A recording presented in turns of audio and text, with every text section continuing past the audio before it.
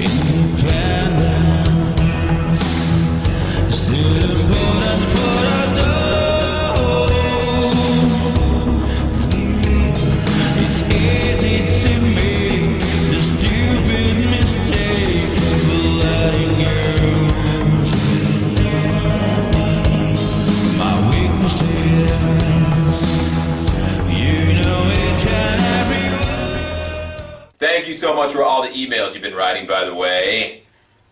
I've been getting bushels of emails. About 100 emails per hour. Down to a 1, each and every email reads thusly. Tom, my favorite movie is Ghostbusters. The part when they go to the library. But what they don't know is that the librarian is the ghost. Oh, those ridiculous men. I love looking at their stupid faces when they have to run from the ghost. Those stupid men makes me happy to see how ridiculous they are. But then the next day I got another email. Tom, I'm sad though because I just wish Ghostbusters was real though.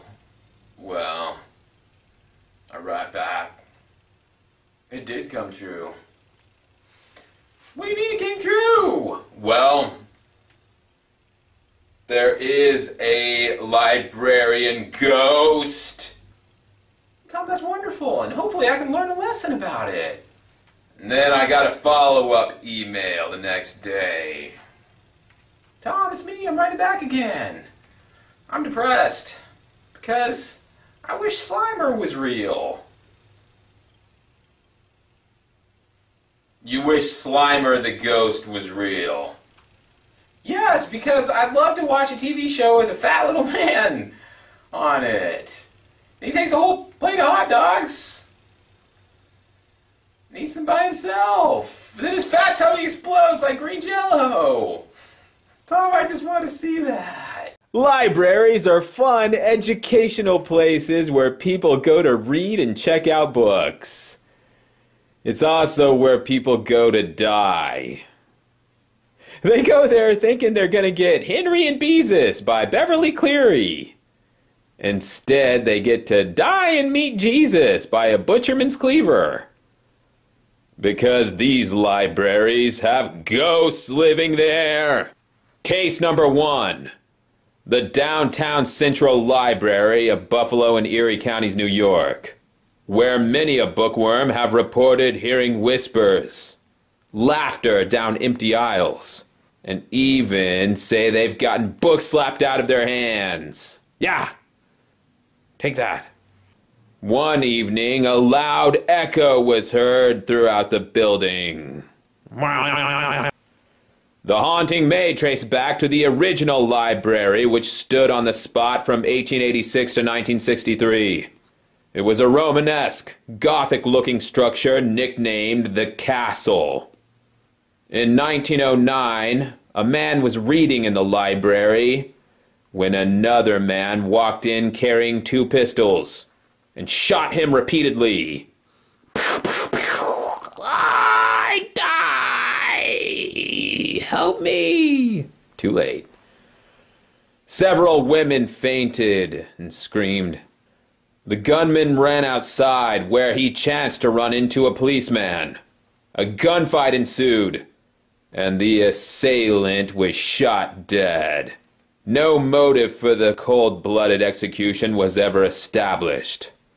We now go to Case 2, in the little hamlet of Harvey, North Dakota, where the town librarian experienced lights flickering in her office without cause, objects vanishing and reappearing, and books rearranging themselves comically in an empty building.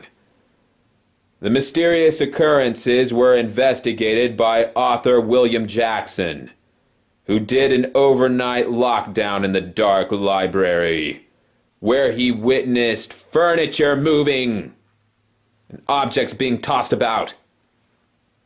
Historical research of the building revealed it was built on the site of a brutal murder, In 1931, a woman named Sophia Eberlein was bludgeoned to death by her husband, who then tried to cover up his crime by placing her dead body in a fiery car crash, in which he claimed he rolled out the other door, rolled down a hill while the car exploded. Well, the woman's daughter discovered blood in the bedroom on the day of her funeral, and Sophia's husband Jacob was sent to prison for the rest of his natural life.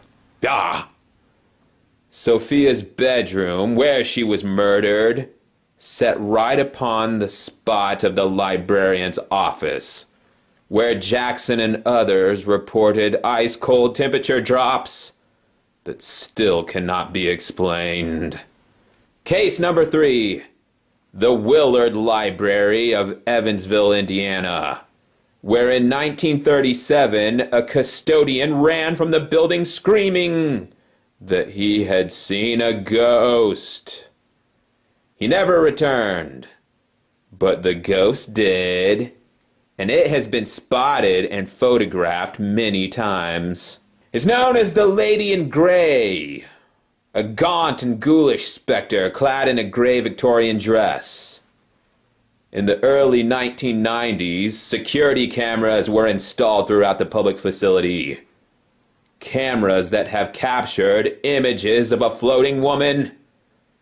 It's also photographed a transparent being in a hooded robe, and something resembling a gargoyle crawling across the floor. The library now gives popular haunted tours, and even set up a haunted website with live cameras so everyone can keep a stakeout on the building. But the website crashed one Halloween night when over 2 million viewers tried to click on it all at once. That's not gonna work. Or maybe it was the gargoyle that messed it up. Not far away from there is our final case, and the most disturbing one, at a sleepy little college called DePauw University, with a library to die for. In 1852, a large collection of classical literature was donated from the estate of Governor James Whitcomb. Pricey leather-bound works, many of them first editions. In the late 1800s, a little boy visited the library, and he borrowed one of the books and took it home to read. It was the epic poems of Ossian, son of Fingal. The little boy took the book home and sat in his bedroom turning pages by candlelight until well after midnight, when all of a sudden he got the eerie feeling of a presence in the room. He looked to the foot of his bed and saw a large figure emerge from the darkness. It was a tall man with pork chop sideburns. "Ossian," he said. "Who stole the Ossian?" The little boy was so scared that he threw his blanket up over his head, and he trembled with fear. And when he finally peeked back out again, the figure was gone. Well, the next morning, that little boy went straight back to the library and returned that book. And he told them everything that happened.